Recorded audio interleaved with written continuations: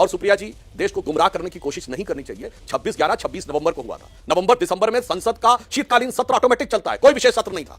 नवंबर 1962 में हुआ था। उस समय नवंबर दिसंबर कोई जाके चेक कर ले, हर साल नवंबर दिसंबर में संसद का शीतकालीन सत्र चलता है, कोई विशेष सत्र नहीं बुलाएगा। और अटल जी का क्या नाम है? अटल जी तो उस टाइम फर्स्ट टाइमर एमपी थे।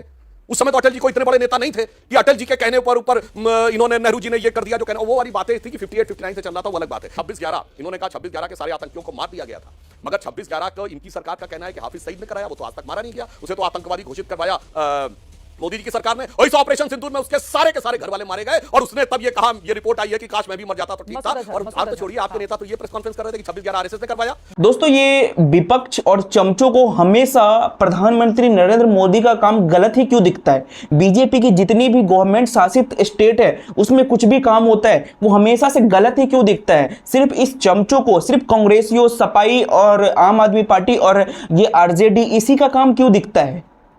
क्या प्रधानमंत्री नरेंद्र मोदी या फिर बीजेपी की सरकार 11 साल से है या अभी कंटिन्यू, क्या देश में ऐसा कोई भी अच्छा काम नहीं किया जिससे देश का भला हो सके?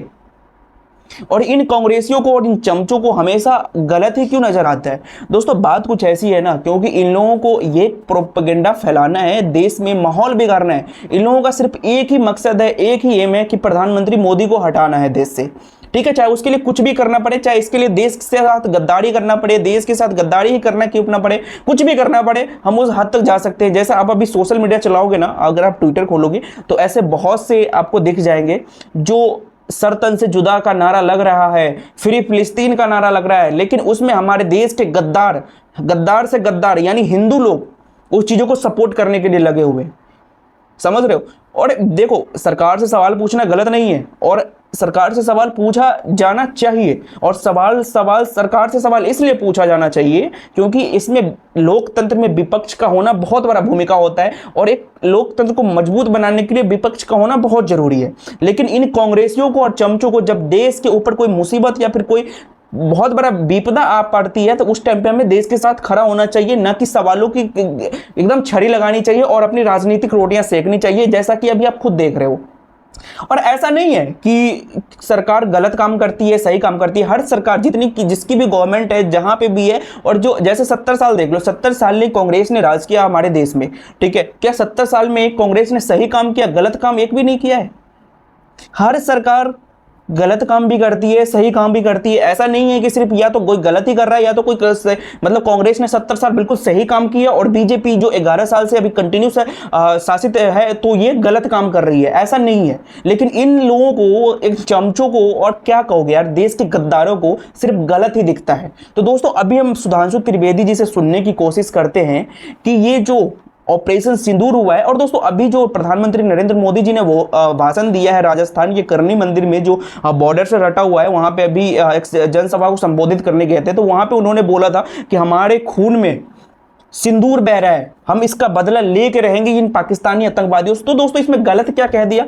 और ये जो दो कौड़ी के चमचे जो हैं, ये इन लोगों को मुद्दा बना के हमारे खून में सिंदूर बह रहा है, हमारे खून में सिंदूर बह रहा है, ये तो बहुत बड़ी बात हो गई, डॉक्टर को दिखाने की जरूरत है। आप ऐसे कुछ पत्रकारों को देख लो, ये इनके जाके ट्विटर हैंडल देख लो, यही चीज, यही सिंदूर बह रहा है, खून सिंदूर में बह रहा है तो दिक्कत है, बीमारी है, ये है, वो है, फलाना है, ढिमका है, ये चीजें चल रहा है। तो दोस्तों, बाकी अभी हम चलते हैं, सुधांशु त्रिवेदी ने किस तरह से सुप्रिया सीनेट की वाट लगाई है और बिना साबुन और सरफ की रगड़ के धोया है ना। चल के हम वो डिबेट देखते हैं।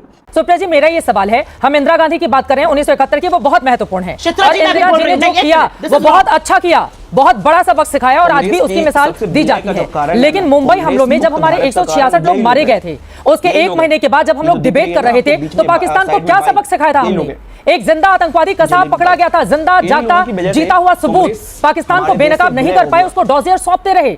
पाकिस्तान के टुकड़े कर देने चाहिए थे 2008 नवंबर के बाद, हम नहीं कर पाए। अगर उसी समय 2 टुकड़े हो गए होते तो आज पाकिस्तान 2025 में फिर से फन नहीं फैला था। यह सवाल भी पलटकर पूछा जाएगा सुप्रिया सीनेट जी आप लोगों से। बिल्कुल जवाब दीजिए, आप ही से सवाल है। 500 से ज्यादा शहीद हुए कारगिल में हमारे। आपने 2001 में क्यों बुलाया परवेज मुशर्रफ को?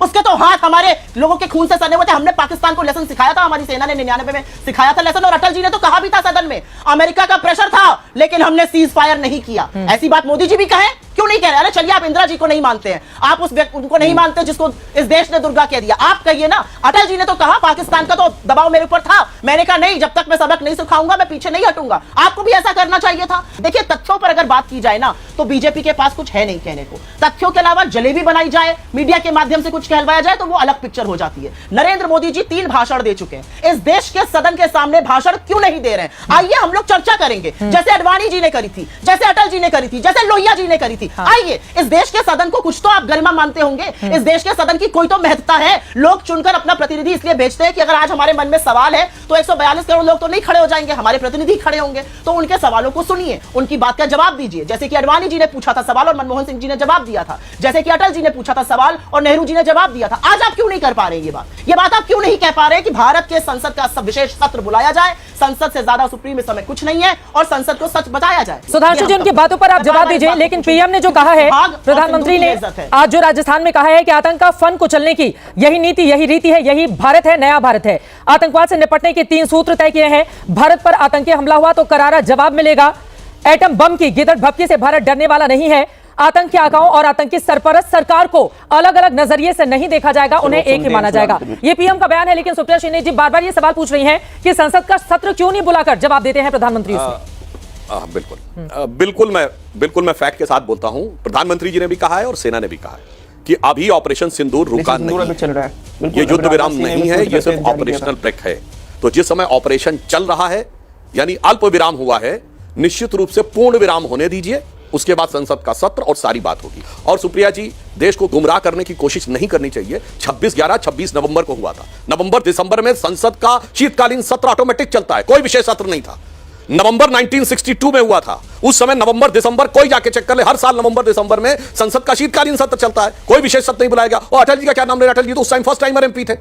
उस समय तो अटल जी को इतने बड़े नेता नहीं थे कि अटल जी के कहने पर ऊपर इन्होंने नेहरू जी ने ये कर दिया जो कहना, वो वाली बातें थी कि 58-59 से चल रहा था, वो अलग बात है। दूसरा फैक्ट देखिए, आप लोग क्या कहने का प्रयास करते हैं, इनके मुंह से भी क्या निकला, जिन्ना जिसने देश बांटा था सावरकर के साथ। अरे भैया, 22 अप्रैल से मात्र 7 दिन पहले आसिम मुनीर अपने मुंह से बोल चुका कि 2 नेशन थ्योरी हमने की और जो थे सर सैयद अहमद ने उसका आधार बनाया था, जिसके बेस के ऊपर जिन्ना ने किया। मतलब जो अपराधी है उसने इकबालिया बयान कर लिया, फिर भी देखिए कैसे झूठ ये लोग परोसने में लगे रहते हैं। छोड़िए वो सारी बातों, पुरानी बातें, अब इस पे आइए। 26/11 इन्होंने कहा 26/11 के सारे आतंकियों को मार दिया गया था, मगर 26/11 को इनकी सरकार का कहना है कि हाफिज सईद ने कराया, वो तो आज तक मारा नहीं गया, उसे तो आतंकवादी घोषित करवाया मोदी जी की सरकार ने। और इस ऑपरेशन सिंदूर में उसके सारे के सारे घर वाले मारे गए और उसने तब ये कहा, ये रिपोर्ट आई है कि काश मैं भी मर जाता तो ठीक था। और आप तो छोड़िए, आपके नेता तो ये प्रेस कॉन्फ्रेंस कर रहे थे कि 26/11 आरएसएस ने करवाया, 26/11 आरएसएस ने करवाया। आप लोग तो ये कर रहे थे।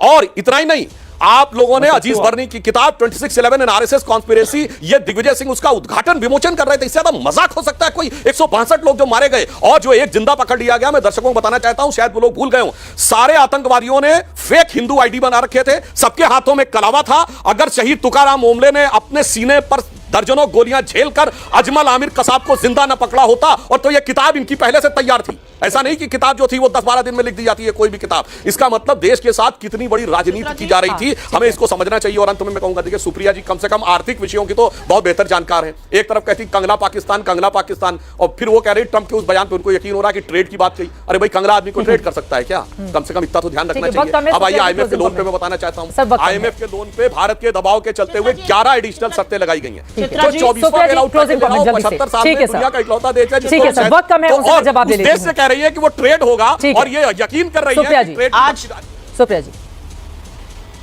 हमारा 131 बिलियन। चलिए, मैं तो ट्रंप की बात पर यकीन कर रही हूं। आज बीजेपी, अरे शांत रहिए, आज मैं तो ट्रंप की बात पर यकीन कर रही हूं। आप तो यहाँ बैठ के असीम मुनीर पर भरोसा करे बैठे हैं, बीच में मत बोलिए। असीम मुनीर पर भरोसा कर रहे हैं, बंद कराइए इनका फेडर, ये गलत बात है। आप जवाब दीजिए। सुधांशु जी, मैं तो डोनाल्ड ट्रंप की बात का हवाला दे रही हूँ। अरे सुधांशु जी, बौखला क्यों रहे हैं? मैं तो ट्रंप की बात पर यकीन करके बोल रही हूँ, आप तो असीम मुनीर पर भरोसा करके बैठे हैं, उसकी बात का हवाला दे रहे हैं। आप तो असीम मुनीर पर विश्वास कर रहे हैं, उसकी बात को हिंदुस्तान के चैनल पर बोलना चाहिए। आप तो बीजेपी के प्रवक्ता के साथ साथ सांसद हैं, असीम मुनीर का नाम ले रहे हैं, और आपकी पार्टी ने जो नेता प्रतिपक्ष की फोटो उसके साथ किया है वो पाप है। मैं यहां पर बोलना चाहती हूं, तुकाराम जी याद रहे, हेमंत करकरे याद नहीं है, और 26/11 का मसूद अजहर, उसको आप ही ने तो छोड़ा था कंधार, विशेष विमान में ले गए थे, पैसे लेकर गए थे, ना छोड़ा होता तो ये सारी चीजें ना होती। और सावरकर जी ने टू नेशन थ्योरी 1934 के आसपास बोली थी हिंदू महासभा के कन्वेंशन में। इतिहास बड़ा सिया है आपका, इतिहास कुरेदा जाएगा तो आपकी मुखबिरी, आपके माफीनामे सब निकलते जाएंगे, और कैसे आप बार बार भारत विरोधी ताकतों के साथ खड़े होते हैं वो भी पता चलेगा। IMF से पाकिस्तान को लोन मिला और अब इस लोन से उन्होंने घोषणा करी है कि वो आतंकी कैंपों का पुनर्निर्माण कराएंगे। ये आपकी विफलता है। तो आप क्या सोचते हो इन चमचों और कांग्रेसियों के बारे में, और ये क्या प्रधानमंत्री नरेंद्र मोदी को इनकी बातों को सुनना चाहिए या फिर नरेंद्र मोदी को अपना काम करना चाहिए?